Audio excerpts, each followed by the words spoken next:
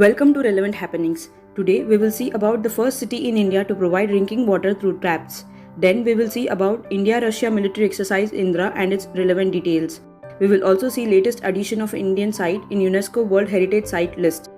We will also give a special tribute to one of India's most respected President Dr. APJ Abdul Kalam on his 6th death anniversary along with few more relevant happenings. So stay tuned. Puri has become first city in India to have launched Drink from Tap project.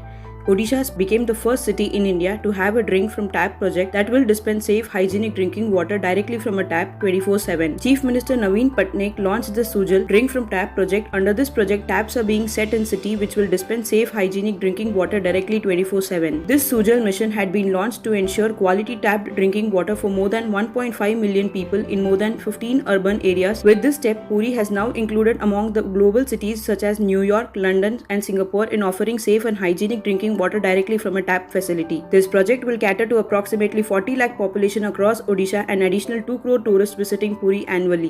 The project was completed within 9 months. Under the project, water fountains and taps have been set up across 400 sites in Puri. The project with drinking fountains at public places aims to discourage people from using plastic water bottles, thus eliminating approximately 400 metric tons of plastic waste from Puri. The state government is also working on rolling out safe drinking tap water supplies in 16 more towns including Cuttack, Rourkela and Berhampur, with the move benefiting around a 4 million strong urban population. Moving ahead, India and Russia will carry out the 12th edition of the Indo-Russia Joint Military Exercise Indra at Volgograd city in Russia in August. The 13-day exercise will start on 1st August 2021. As per the Indian Army, 250 personnel from the armies of India and Russia will form part of the military exercise. The Indian Army contingent which will participate in the upcoming military exercise will comprise a mechanized infantry battalion. The contingent also underwent rigorous training at different locations in India to refine their drills for participation in the joint military exercise. Volgograd is a major city in Russia that is situated on the western bank of the Volga River where this exercise drill will take place. The 12th edition of the Indra military exercise between India and Russia will entail the conduct of the counter-terror operations under the United Nations mandate by a joint force against international terror group. Indra is a joint biennial military exercise that was first conducted by India and Russia in 2003. The military exercise is aimed to boost the cooperation and interoperability between the Indian and the Russian navies. It involves live firing drills as well as air defense and anti-submarine operations. Additionally, terrorism, counter-piracy and drug smuggling operations are also carried out in the exercise. Moving ahead, Harappan city of Dholavira is now named in UNESCO list of World Heritage Site.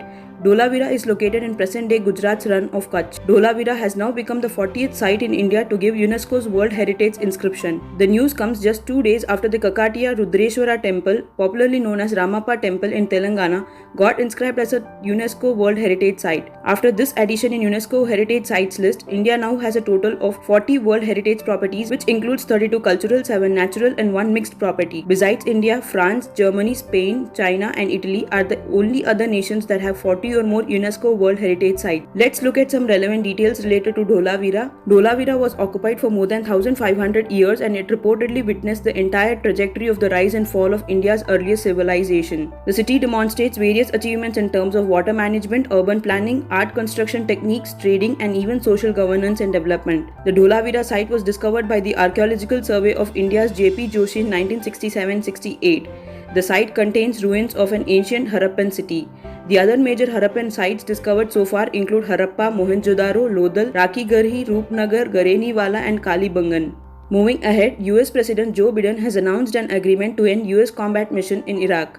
The President of the United States Joe Biden and Prime Minister of Iraq Mustafa al-Kadhimi met in the Oval Office for the first face-to-face talk as a part of the strategic dialogue between Iraq and the United States. Now, US role in Iraq will be to assist train Iraq forces to deal with the ISIS. US will also support the strengthening of Iraq's democracy and it's anxious to make sure that the elections in Iraq go forward in October 2021. The US only has about 2,500 regular troops left in Iraq, plus an undisclosed and small number of special operation forces fighting IS.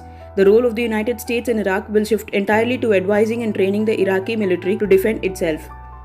Now let us pay tribute to our former President Dr. APJ Abdul Kalam and revisit some important phases in his life. Former President Abdul Kalam collapsed and passed away due to a cardiac arrest while delivering a lecture at the Indian Institute of Management, Shillong on July 27, 2015.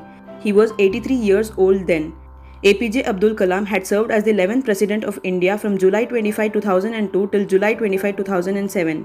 He was widely referred as People's President. He was the only president of India who lived a simple bachelor life. He, in fact, returned to his civilian life of education, writing, and public service after serving as a single term in office. He was born on October 15, 1931 to a Tamil Muslim family in Rameswaram, Tamil Nadu. He graduated in physics from the Madras University in 1954 and then studied aerospace engineering in Madras Institute of Technology in 1955. He narrowly missed making his dream of becoming a fighter pilot come true. He was placed 9th in qualifiers where only 8 positions were available in the Indian Air Force. He joined the Aeronautical Development Establishment of DRDO in 1960 as a scientist and began his career by designing a small hovercraft. He was also a part of a committee that was working under renowned space scientist Vikram Sarabhai. He was later transferred to the Indian Space Research Organisation, where he was made the project director of India's first satellite launch vehicle SLV-3, which successfully deployed Rohini satellite in the near orbit in July 1980. He spent 4 decades as a scientist and science administrator at the Indian Space Research Organisation and Defence Research Development Organisation.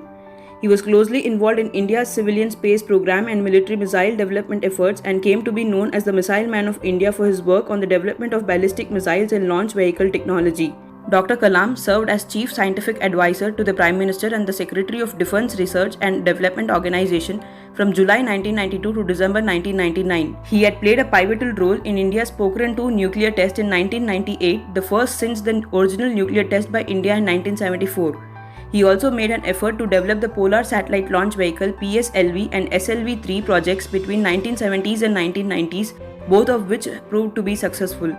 Dr. Kalam was a recipient of several prestigious awards, including the India's highest civilian honor, Bharat Ratna, in 1997. He had been honored with the Padma Bhushan in 1981 and Padma Vibhushan in 1990.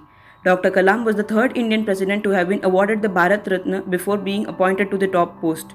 The earlier 2 presidents included Dr. Sarvapalli Radhakrishnan and Dr. Zakir Hussain, who were honored with Bharat Ratna before becoming president. Being such a humble and true patriot, Kalam Sir is inspiration to all of us. We are all fortunate to have been born in a country where Kalam Sir has lived and devoted his life to uplift the nation. Words are never enough to describe such eminent personality. So these were the relevant happenings of today. Hope you like the initiative. If you find the video as relevant as the happenings, kindly like, comment, share and subscribe to our channel. Thank you.